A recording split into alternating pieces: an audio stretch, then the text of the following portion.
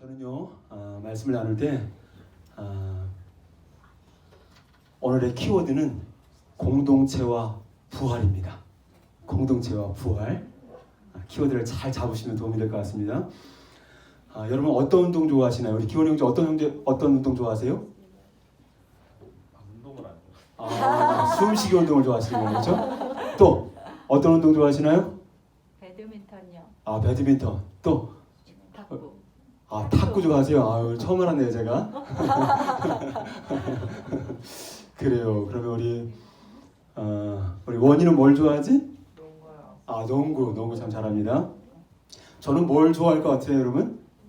축구요. 족구. 저는 왕년에 배드민턴 선수였습니다, 제가요. 몰랐죠, 여러분? 저는 2017년도부터 제가 거의 이제 5년이 지났는데 제가 축구라고 하는 그 코리안 패스터들이 함께하는 코파라고 하는 단체에서 제가 운동을 하기 시작했습니다. 지금 보시면 거의 뭐 20명에서 30명 이상의 목사님들이 주일날 아침에 또 함께 예배드리고 또 저녁 8시부터 10시까지 2시간 동안 막 모르겠어요. 열심히 공을 찹니다. 뭔 일이 있었는지 모르겠지만 열심히 볼을 찹니다. 그리고 땀 흘리고 막 열심히 하면서 정말 그날을 정말 막 화이팅을 외치면서 막 목사님들도 막 소리를 얼마나 지르는지 몰라요. 그리고 막 실수하고 그러면 뭐 하는 거야 하면서 막 그냥 뭐 좀 목사님 아닌 것 같기도 하고 어떨 때는 막 너무 흥분하실 때는. 근데요 이 축구 모임을 제가 참석하는 이유가 있다면 단 한 가지 목적인데요. 그것은 바로 뭐냐면 제가 제 건강을 유지하고 또 향상시키는 겁니다. 어떻게 보면 어떤 목사님들은 목회를 열심히 하십니다.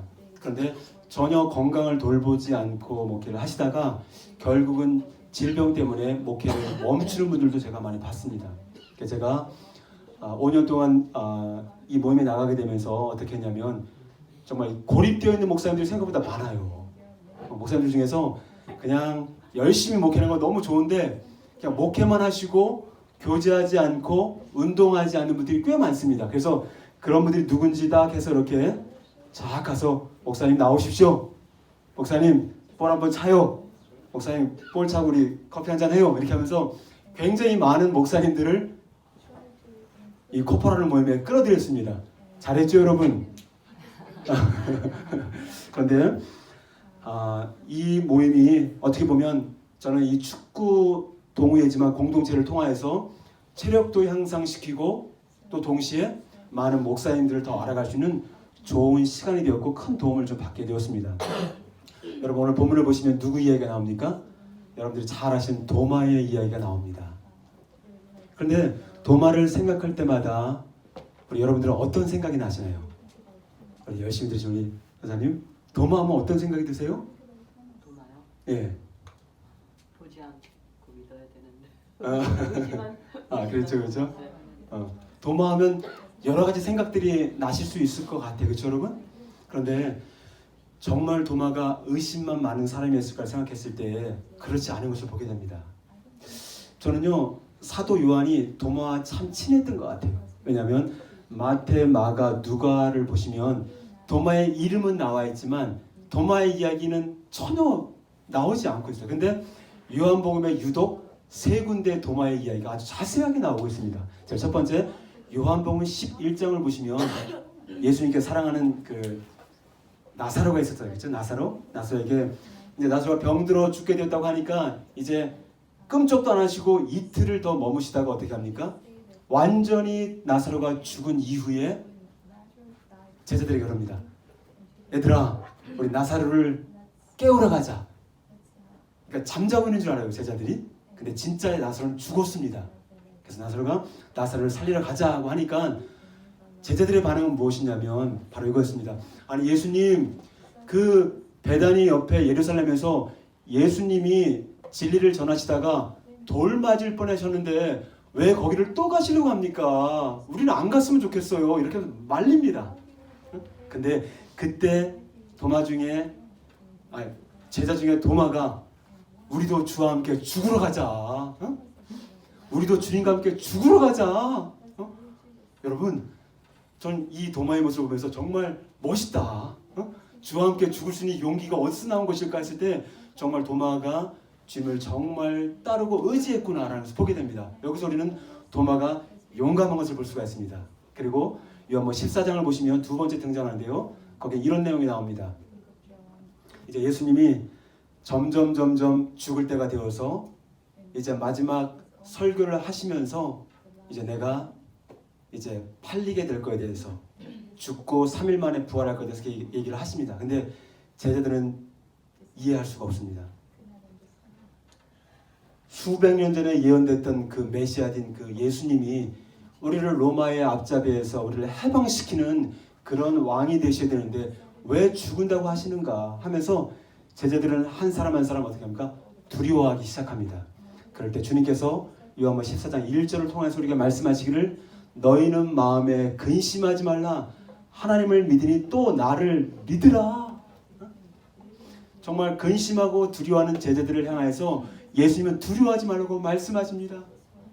그러면서 주님이 또 말씀하십니다. 이제 내가 이제 여기를 떠나서 이제 처소를 예비하면 너희들의 처소를 예비하고 내가 다시 와서 너희들 데리고 가겠다. 이렇게 하니까 어떻게 보면 그 뜻이 참 쉽지가 않습니다. 어디를 또 가신다는 거지? 뭘 또 예비한다는 것이지? 그런데 모르면서도 알면 척, 아는 척 이렇게 제자들이 다 있었던 것 같아요. 근데 그때 도마가 나섭니다. 주님, 우리는 주님이 어디로 가시는지를 모릅니다.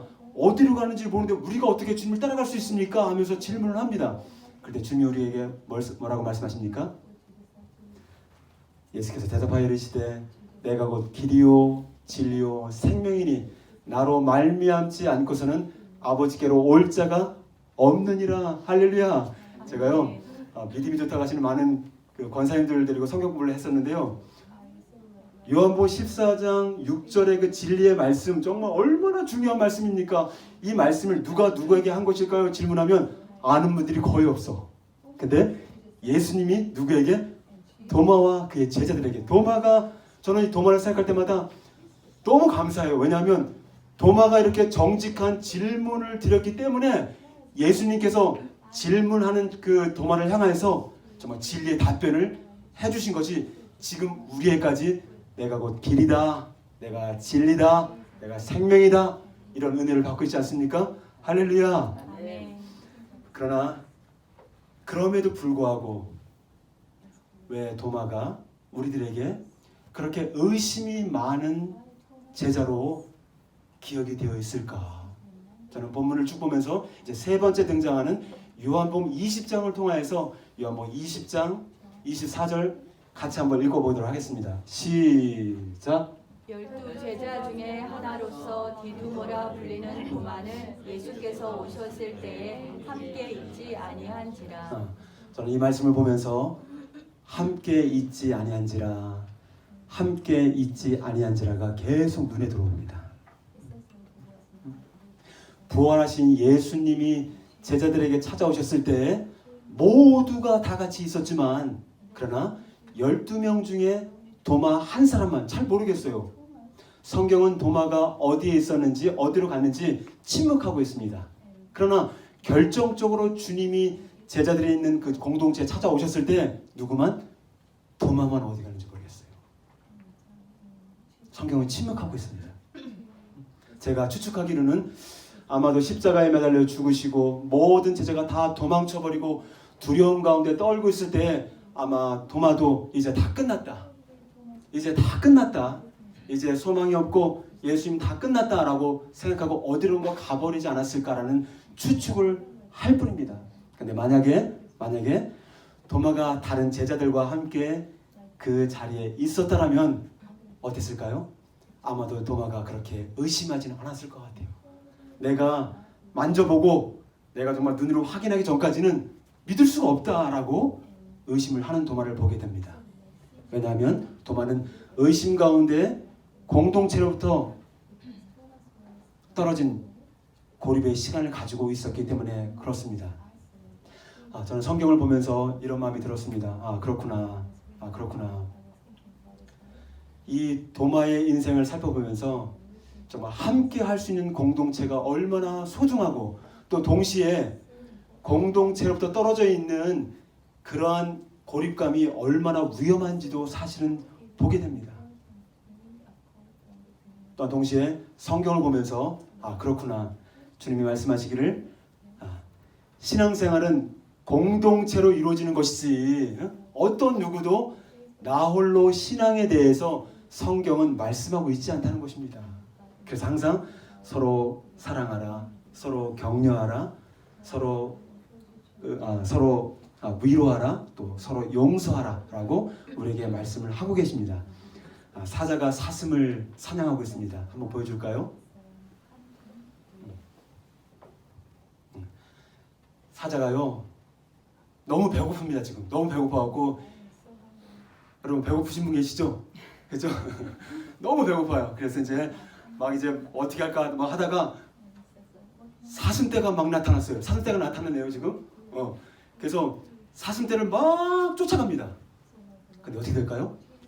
어느 정도 뛰다 보면 사슴들이 떼로 가는 게 있고, 옆에는 한 마리 외로운 사슴처럼 분리가 되는 사슴이 있습니다. 제가 질문 드릴게요. 만약에 여러분들이 사슴이라면 사슴이 많은 곳으로 뛰어갈까요? 잡으러 갈까요? 아니면 사슴이 한 마리 있는 곳으로 갈까요? 사자라면요? 그냥 사자라면. 아니 여러분들이라면 저는 많은 사슴인 데로 갈 것 같아요. 배고프니까 더 많이 잡아먹으려고. 우리 희점이는 어디로 쫓아갈 것 같아요? 한 마리. 한 마리. 왜요? 확실하게. 무서워. 확실한데요. 사자는 누구를 추적해 잡아먹을까요? 한 마리 분리되어 고립되어 있는 사슴을 찾아서 끝까지 추격해서 그를 잡아먹고 만다는 거예요. 여러분, 우리들의 신앙생활도 마찬가지입니다.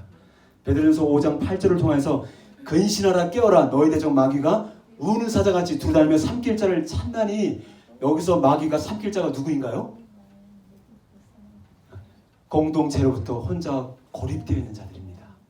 낙심과 좌절 가운데 빠져 있는 자들입니다. 그래서 이런 공동체의 중요성을 알았던 사도 바울은 우리에게 말씀하시기를, 히브리서 10장 24절을 통해서 서로 돌아보아 사랑과 사랑을 격려하며 모이기를 패하는 어떤 사람들의 습관과 같이 하지 말고 오직 권하여 그날이 가까움을 볼수록 더욱 그리하자. 할렐루야.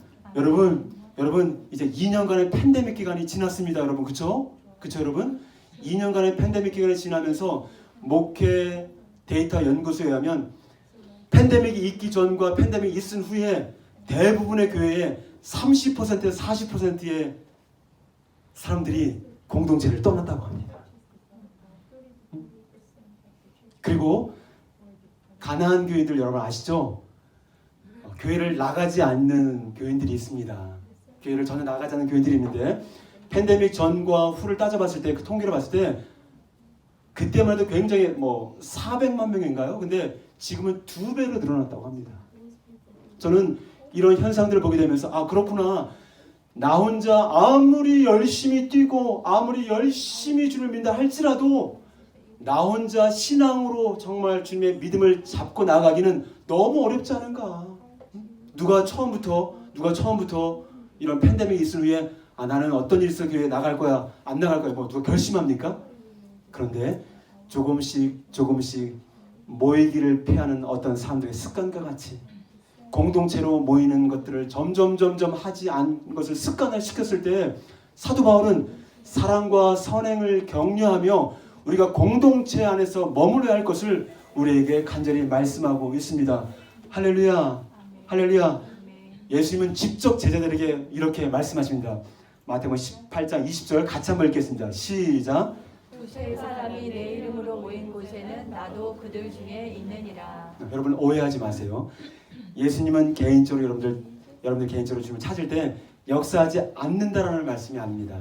근데 주님이 적어도 우리를 보시고 공동체를 생각하실 때 한 명이 아니라 두세 사람이 모인 곳에 나도 그들 중에 있느니라 라고 말씀하시는 것은 공동체 모임을 통해서 더 주님께서 특별하게 은혜를 베풀어 주신다는 것입니다.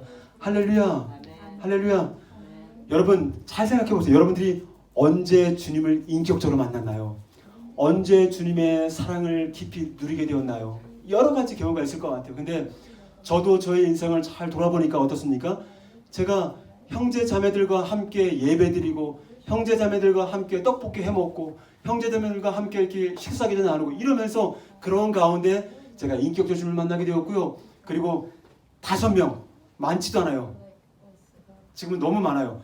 5명 정도 이렇게 해서 정말 내가 정말 주님 만나고 싶습니다. 사도행전에서 역사하셨던 그 성령의 역사를 나도 경험하고 싶습니다. 사도행전의 그 역사가 그때만의 역사가 아니라 지금 나에게 역사하시는 하나님으로 내가 만나고 싶습니다라고 기도했을 때 5명이 함께 기도했어요. 그때 처음 제가 성령을 체험하게 되었고, 아, 성경에 나타난 그 하나님이 진짜 하나님이구나. 내가 만날 수 있구나. 이런 인격적인 만남이 우리 청소년들과 청년들의 있기를 주님을 축복합니다. 할렐루야. 아멘. 다 들어보시면 저희 아내도 고등학교 때인가요? 학생부 수련회 갔다가 충주의 달천강인가요? 달천강? 되게 촌스러운 느낌이 나요. 달천강 하니까. 그 달천강에서 그 전도사님이 인도하는 뭐 신학교 1학년, 2학년 다니는 전사님이니까 뭐 믿음이시면 또 얼마나 좋았겠어요, 여러분. 근데 그 전도사님이 그냥 예수님의 그 십자가 복음에 대해서 막 말씀을 나눌 때 정말 그 달천강 옆에 그 모래사장 햇빛이 내리쬐는 그 모래사장에 형제자매들과 같이 한번 뭘 얼마나 잘못했는지 막 자신의 죄를 회개하고 막 고백하면서 그때 주님을 만나게 되었습니다. 할렐루야. 여러분, 공동체의 삶은 정말 신앙 공동체의 삶은 우리들의 믿음을 세워주지만 고립된 인생은 고립된 삶은 사단이 강력하게 역사하는 통로가 되는 것입니다. 할렐루야. 할렐루야. 제가 아는 목사님 중에 지금 박사학위를 공부하고 있는 분이 있는데요.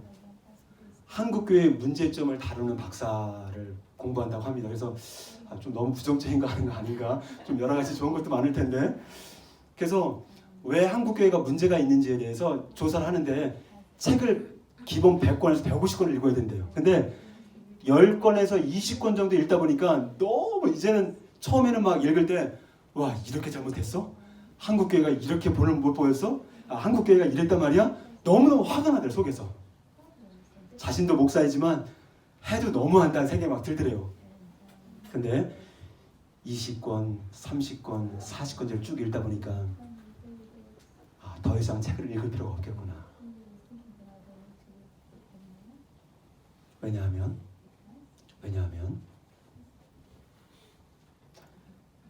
한국에 5만 개 정도의 교회가 있는데 잘못된 교회들의 어떤 예를 보고 어느 교회가 어떻게 다 생각해 봤을 때 그 5만 개가 넘는 교회 중에서 잘못하는 교회는 100교회도 안 된다는 거예요.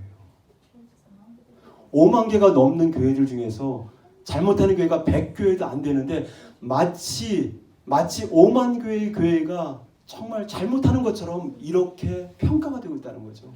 그래서 이 목사님이 생각하기를 우리가 속고 있구나. 우리가 속고 있구나. 우리들의 싸움은 혈과 육에 대한 것이 아니요 정사와 권세와 이 세상의 어둠의 주관자들에 대한 싸움인데 우리가 잘못된 거짓말에 속아서 우리끼리 싸우고 있구나. 이걸 깨달았다고 합니다. 더 이상 더 책을 읽을 필요도 없다고 합니다. 100교회도 안 되는 그 교회가 잘못한 것들에 대해서 정말 수없이 많은 교회들이 정말 교도소에 있는 수감자들을 돕고 있고 또 양로원을 돕고 있고 보이지 않는 곳에 수많은 또 정말 물질을 보내면서 정말 싱글맘들을 돕고 있고 또 정말 밝혀지지 않은 수없이 많은 일들이 교회를 통해서 이렇게 흘러가고 있고 정말 많은 사람이 살아나고 있는데 몇몇 100개도 안 되는 그 교회들 때문에 이 한국교회가 완전히 이렇게 정말 비난을 받는 것은 마땅하지 않다라는 이야기를 듣게 되었습니다. 여러분 이렇게 정말 고립 가운데 정말 있었던 그 도마를 향하여서 주님이 그러면 어떻게 하십니까? 그렇게 의심 가운데 있던 도마를 향해서 주님이 어떻게 대하십니까? 예수님은 야 이놈아 네가 나를 몇 년 따랐는데 이렇게 나를 의심하냐? 다 믿는데 날 못 봤다고 나를 그렇게 의심할 수 있느냐? 이렇게 책망하지 않고 도마만을 향하여서 주님이 오십니다. 요한복음 20장 24절 이전에 20절부터 24절 사이에는 한번 방문했습니다. 그 평강이 있을지어다 말씀도 하십니다. 사명도 주십니다. 성령을 받으라고 말씀하십니다. 그런데 그 의심 많은 도마에 대해서 그를 책망하거나 그 의심에 대해서 너가 어쩜 그렇게 의심할 수 있냐 이렇게 말씀하시지 않고 그 도마만을 위해서 24절부터 28절까지 매 구절마다 도마의 이름이 계속 올라와 있습니다. 도마에 대해서. 이것은 뭡니까? 하나님이 의심하는 도마를 버리지 않고 하나님이 의심하는 도마를 책망하지 않고 그 의심하는 도마가 믿음의 확신을 가질 수 있도록 지금 말씀하고 있다는 겁니다. 그러면서 주님이 뭐라고 합니까? 평강이 있을지어다. 우리 옆에 있는 분들에게 평안을 빕니다. 한번 해볼까요? 평안을 빕니다. 만약에 부활하신 예수님이 진짜 육체의 몸을 입고 지금 이곳에 쫙 들어오신다면 어떻게 할까요? 평안이 있을지어다. 할렐루야. 평안이 있을지어다. 저는 평안을 생각할 때마다 침대는 그렇죠? 침대는 과학이 아니다? 침대는 뭐죠? 그렇다고 합니다. 우리가 좋은 침대를 삼으로 말미암아 우리가 편안함을 살 수 있습니다. 그러나 평화로다 하늘 위에서 내려오네. 정말 평안은 하나님만이 주실 수가 있습니다. 정말 평안은 하나님만이 주실 수가 있습니다. 저도 이번 한 달 동안의 시간을 돌아다 봤을 때 목회자이지만 참 부끄러운 시간들이 많이 있었습니다. 마치 제가 갱년기는 아닌가 생각이 들 정도로 마음이 막 안 지켜지는 거예요. 막 지켜야 되는데 정말 주님의 평안이 나를 잡지 않으면 나는 정말 무질서 가운데 살아갈 수밖에 없구나. God who gives peace.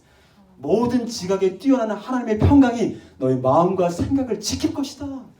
우리를 지키고 우리 마음을 지키는 것은 다른 것이 아니라 하나님의 평안인 것입니다. 할렐루야. 그 평안이 지금 여러분들 가운데 임하기를 축복합니다. 할렐루야. 그러면서 그렇게 얘기한다면 어떻게 합니까? 정확하게 도마가 무엇을 의심했는지 아시고 어떻게 합니까? 이렇게 말씀하십니다. 연마 20장 27절 같이 한번 읽겠습니다. 시작. 도마에게 이르시되 내 손가락을 이리 내밀어 내 손을 보고 내 손을 내밀어 내 옆구리에 넣어보라. 그리하여 믿음 없는 자가 되지 말고 믿는 자가 되라. 예, 저는 참 말씀 나눌 때 이렇게 질문을 처음 이렇게 하는데 이걸 참 싫어하는 분들도 있는데 좀 모르겠어요. 이렇게 질문을 이렇게 하고 싶은지 모르겠어요. 우리 기원 형제님 사진 한번 보여주세요. 이게 1601년도와 2년도에 설쳐서 그 유명한 카라바조가 그린 다우팅 토마스 의심하는 도마에 대해서 나온 거거든요. 뭐가 제일 눈에 들어와요? 누구 손가락? 도마 손가락? 잡고 듣는. 그렇구나. 우리 홍 선생님 뭐가 좀 들어와요? 저게 보이나요?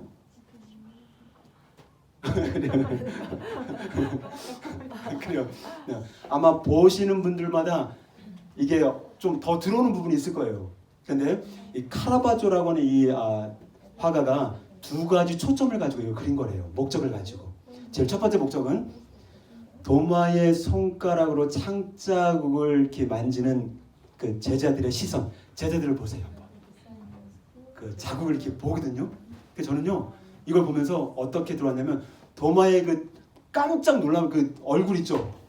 뭐 눈이 휘둥그레지잖아요, 그렇죠? 근데 그 다음에 눈에 확 들어오는 거예요. 근데 그때 제가 느꼈던 건 뭐냐면 내가 도마구나. 저도 너무 보고 싶은 거예요, 저게. 예수님의 그냥 자국이에요. 너무 보고 싶은 거예요, 저도. 도마의 입장이 딱 이렇게 딱 보니까 더 이렇게만 보고 싶은 느낌이 막 들어서 그러면서 내가 도마구나. 내가 도마였구나. 내가 도마구나. 또 한 번 초점은 뭐냐면요. 잘 보세요. 두 번째 초점은 어떤 초점이면 바로 이것이었습니다.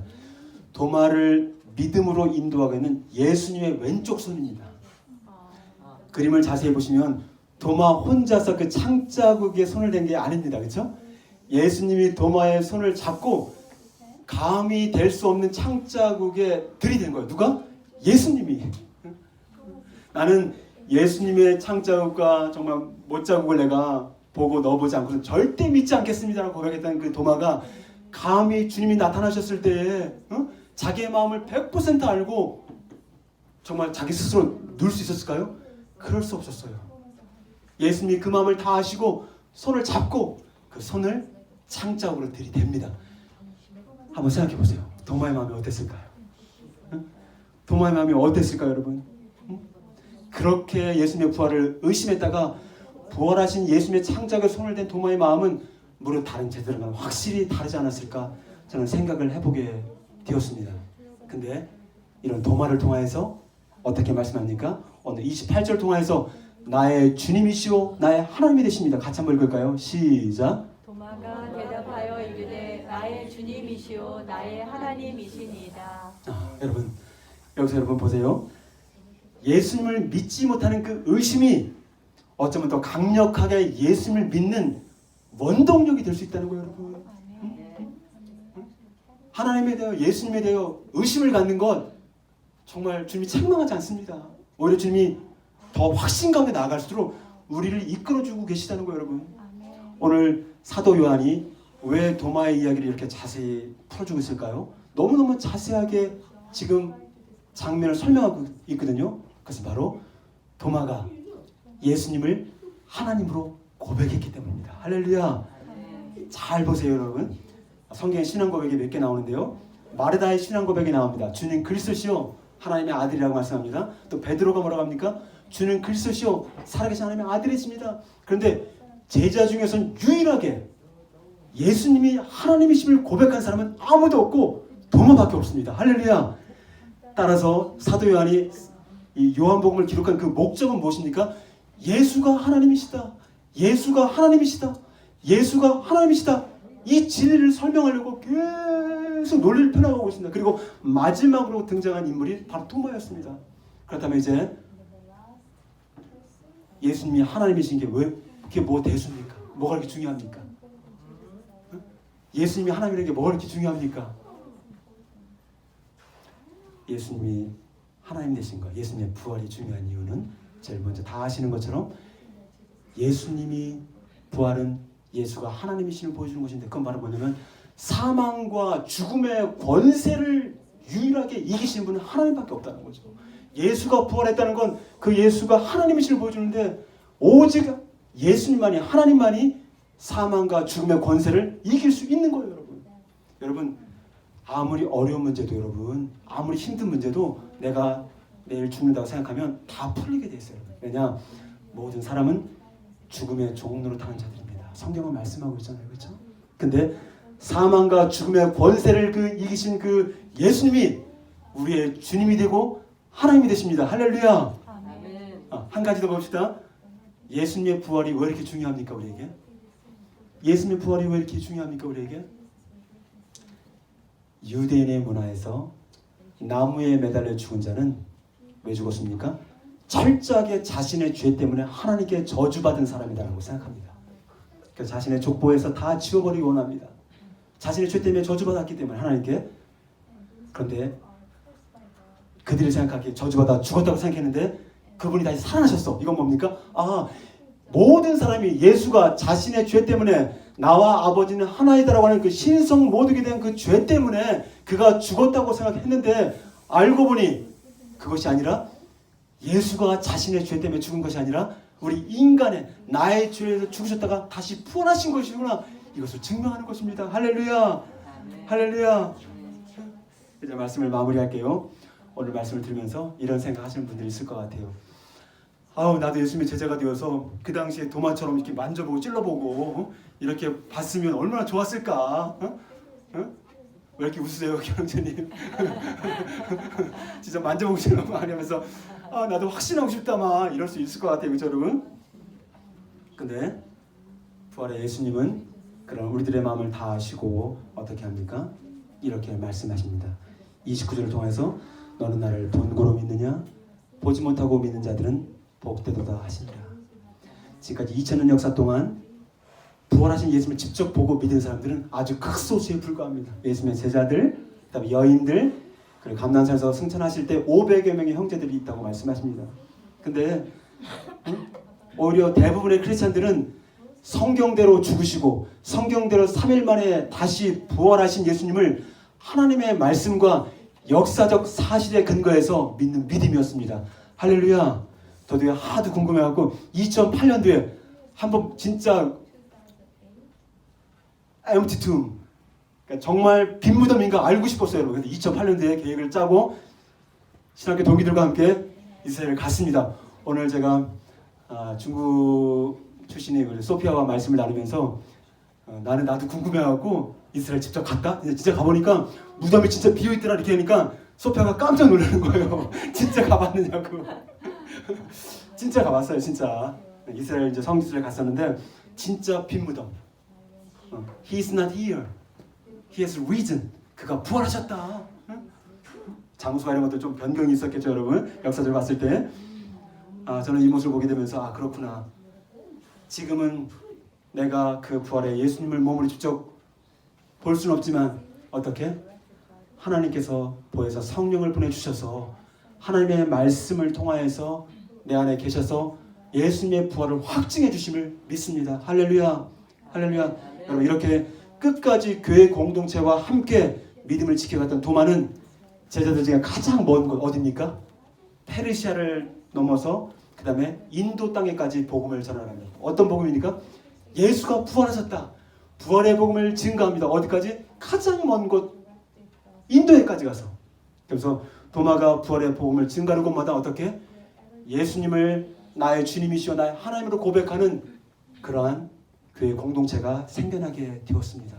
그리고 마침내 도마는 인도의 원주민들에게 복음을 전하다가 어떤 일을 당했습니까? 그때 마지막으로 창에 찔려 순교를 당합니다.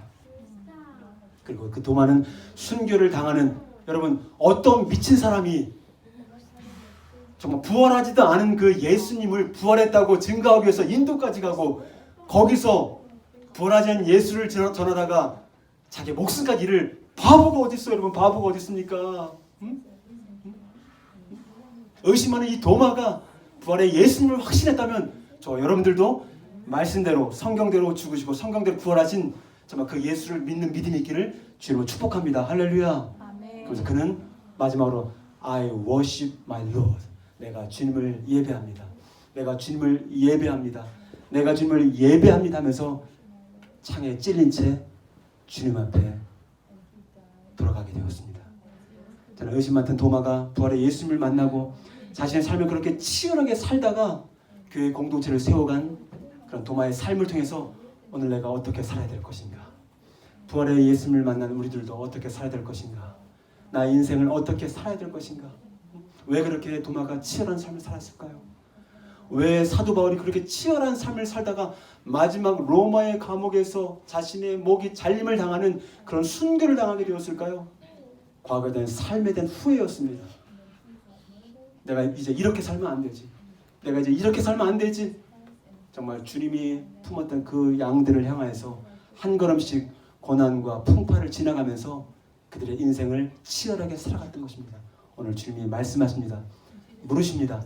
여러분들은 부활의 주님을 만났다면 어떻게 삶을 사시겠습니까? 우리 그분의 질문 앞에 같이 기도로 나아가겠습니다.